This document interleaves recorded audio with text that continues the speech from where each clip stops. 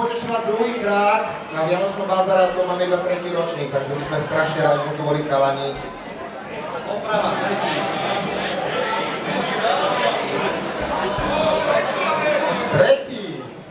Som to doprietol.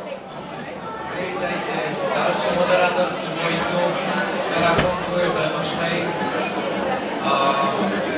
Keby bol záujem na moderovanie narodení vašej ratolesti, tak posúďte sami, či Ale s počtami nemám problém, sami ste to vedeli, takže či bude mať dieťa 2 roky, 3 roky, stále je to druhýkrát a 3. Kto to vie? 3. a 3. Tak. Chalani dali šialený rytmus, ako sme si všimli, ste sa tak zobudili trošku, to je dobre, aj keď teraz, ak dovolíte, trošku zjemníme. Pomaly sa to už chystá. Je ich viacej, ale my tu máme dneska veľa prekvapení a veľa žánrov a veľa všetkého. Takže teraz pôjdeme trošku tam. Ale ja by som chcel ešte povedať, ja by som chcel pripomenúť vlastne, o čom je Vianočný bazár. To asi možno niektorí viete, niektorí nie, ale celý nápad vznikol v Prahe a tento rok, ako aj po minulé roky, bol nám vyslaný niekto z Prahy, pretože tam už majú tento rok 11.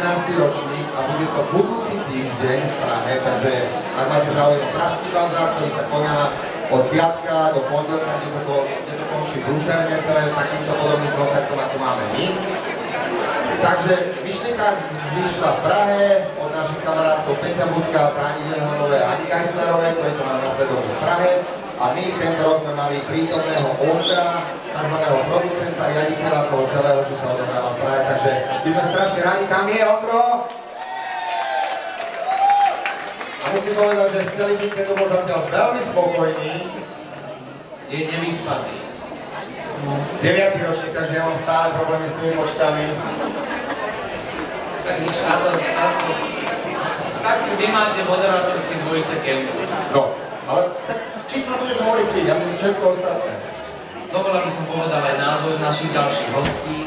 A našim ďalším hudobným hosťom je skupina, ktorá má názov a ten názov sa volá Pressburger Klezmer Band. Príjemný večer, hopa! Herzlich willkommen!